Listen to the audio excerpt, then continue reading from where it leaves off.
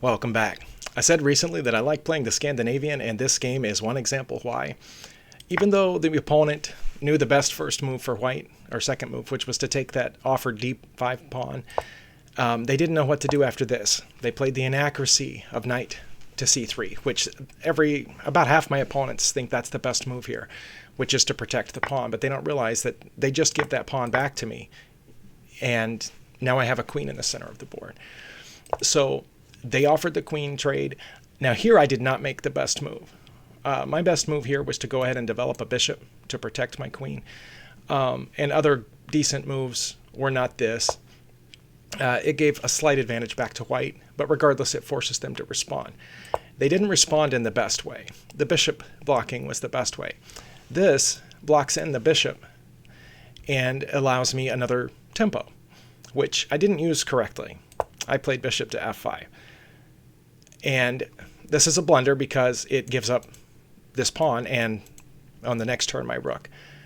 However, my opponent didn't see that immediately, so it didn't matter. And you'll find that's the case in many blunders on all these sites. It's only a blunder if the opponent catches the one move that they have to make. They didn't make that move. In fact, they blundered themselves. They saw that my bishop was attacking here and moved this pawn up to protect it. So they were thinking defensively rather than offensively. Now here I did play the best move, which is getting my knight out, and now I'm preparing to castle.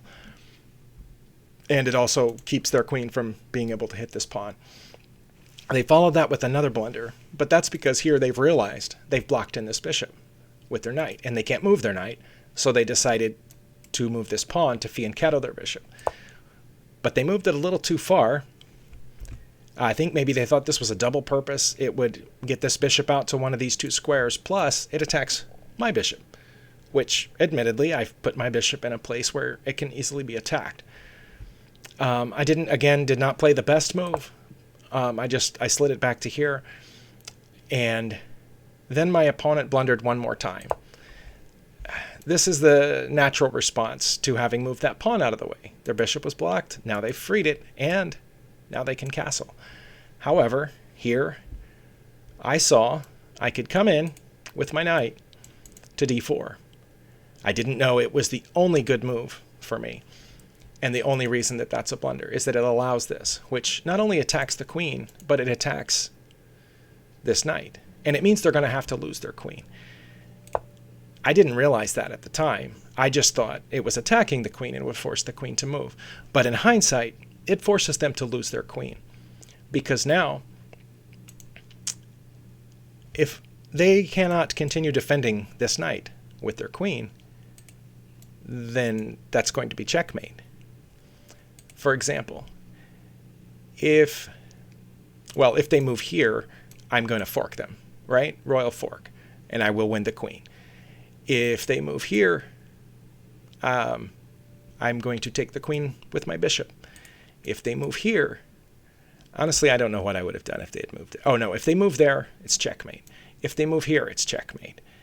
So this is why the knight here is so important. They either lose the queen or it's checkmate. And you can see that the engine is recommending just to go here and lose the queen. Another move is h4, it says, which loses the queen. And so on. But they finally saw this unguarded pawn down here and took that, which allowed checkmate on move 10. And anyway, pretty happy with that. Again, I know I blundered, but I'm learning from my blunders, and hopefully my opponent will learn from this blunder as well. You have to give up the queen to save checkmate here. Thanks for watching.